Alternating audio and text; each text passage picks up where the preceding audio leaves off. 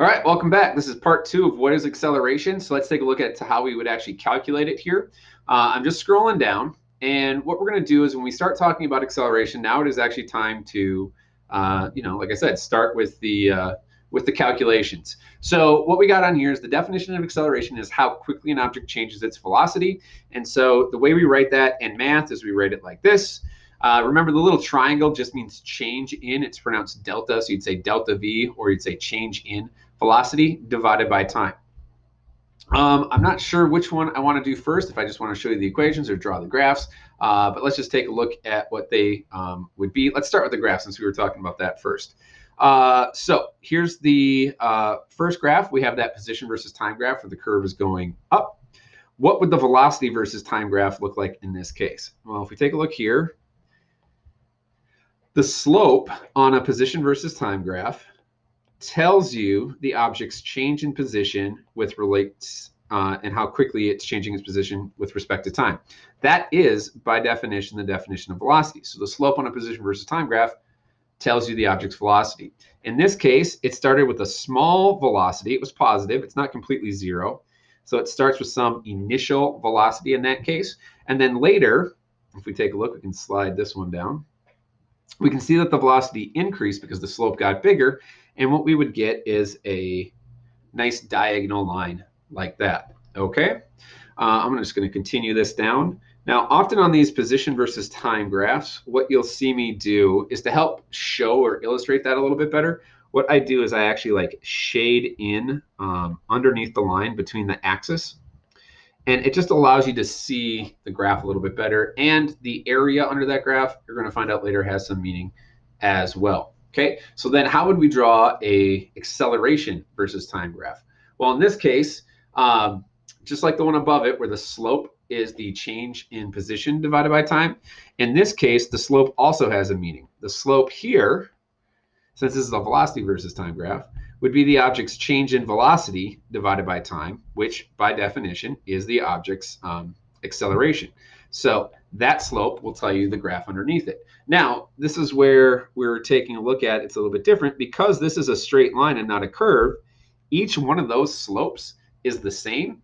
So the acceleration for this object is the same every single time. This is a graph showing you an object experiencing a constant acceleration. You notice what I'm trying to do here is I'm trying to keep them lined up vertically with the time all in the same thing. And then once again, just to help show where the acceleration is, I go back and I fill in just these diagonal lines just to help show us there. Okay. So there's that. Now, what that means is, what else we got to tell you? There is a initial velocity. So V subscript I just stands for initial velocity. It's the velocity you start with. Sometimes you might see it listed as velocity naught, so V0, but it just means the starting velocity. And if you take a look, that's, in the beginning of time, that's where this one was.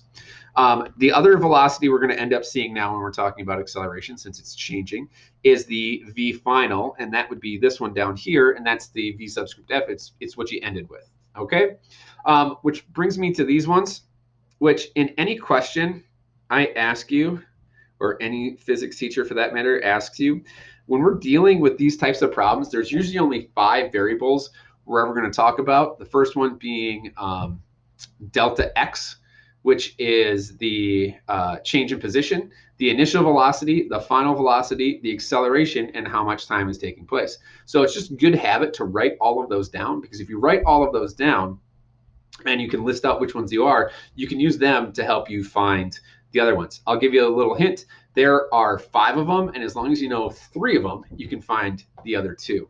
So the other things we can get here is from the graphs and these variables, which are important to remember. So remember these, use these every single time, is there are some equations. I'm not going to go into where the equations came from, but there's some different ways we can calculate acceleration that are useful for solving problems. So the first one is just like a rewrite of what we have for the acceleration formula up above. When we say change in velocity, we're talking about the difference from where it ended to where it started. So how you calculate that is it's always the final minus the initial. So in this case, change in velocity would be final velocity minus initial velocity. And then what you do is you just divide that by time. Okay.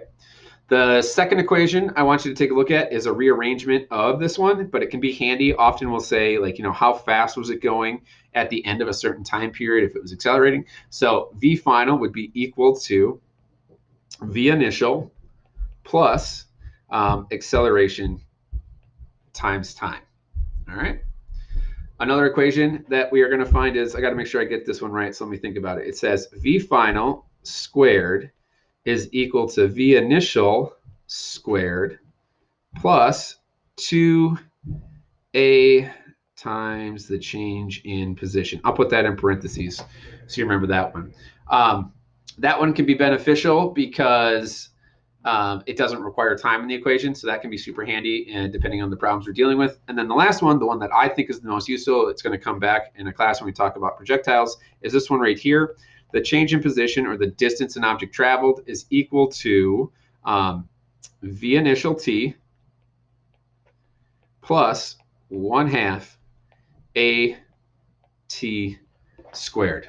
Okay, so there is that. Those are the different ways you can draw the three different graphs, the variables that you should always keep track of whenever you're solving any problem, and then the different ways that you can use the acceleration formula to help you solve, say, word problems.